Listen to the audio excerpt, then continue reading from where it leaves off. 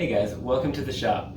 We are just about done with this walnut slab and it is looking beautiful. And while we're in the final stages, I did want to take a moment to go over just a few key points about wood finishing.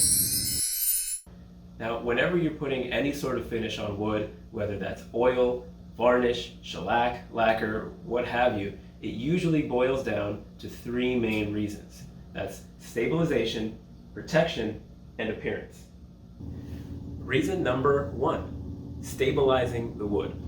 Unlike other materials like metal or stone, wood is made of long, hollow tubes that naturally absorb moisture from the air or expel moisture back into the air. Now what that means is as they absorb moisture, the wood is going to expand. As they expel moisture, the wood is going to contract.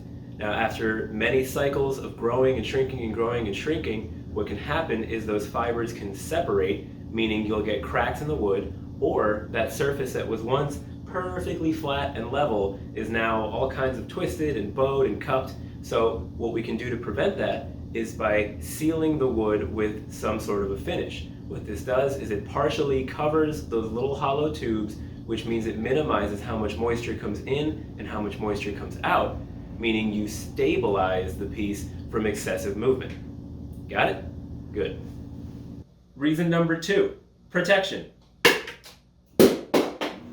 Large flat wooden surfaces like a table or this bar top over time will see a lot of abuse and wear and tear. So you always want to protect it from things like spills, dents, dings, scratches, or the occasional falling tape measure. So what can you do? Again, you can put on multiple layers of a finish, whether that's a hard wax finish, whether that's some sort of a varnish or a lacquer or a shellac. All of these things have the same end goal where they create a layer that separates the outside world from the wood and in turn gives it that added protection.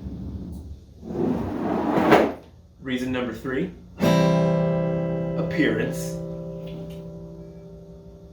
Now the back of this guitar is a great example of a highly reflective, high gloss surface that's been highly polished.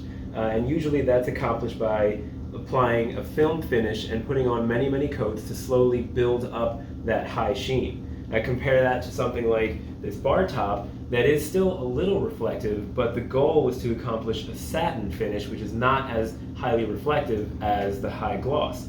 And usually you can accomplish this by using finishes that are labeled as such, so I use the satin finish, but you still have a little bit of control by putting on multiple coats and by sanding to finer and finer grits each time, and that does bring out a little bit of the luster and a little bit of the richness without changing from one sheen to another.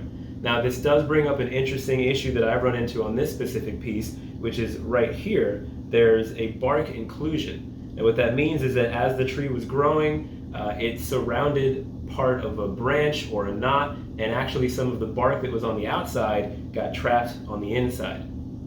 Now it's a little hard to tell on camera, but if you look at it from this direction, the wood before and after the bark inclusion looks very similar in sheen, in that satin sheen, to the inclusion itself. But if you look at it from this direction, you can start to see that the actual bark sections are a little bit lighter in color. So I did fill this with epoxy, and most of the epoxy matches the surrounding wood. But because the bark is a different consistency and density than the wood itself, it's having a hard time kind of matching the satin sheen that the rest of the piece has.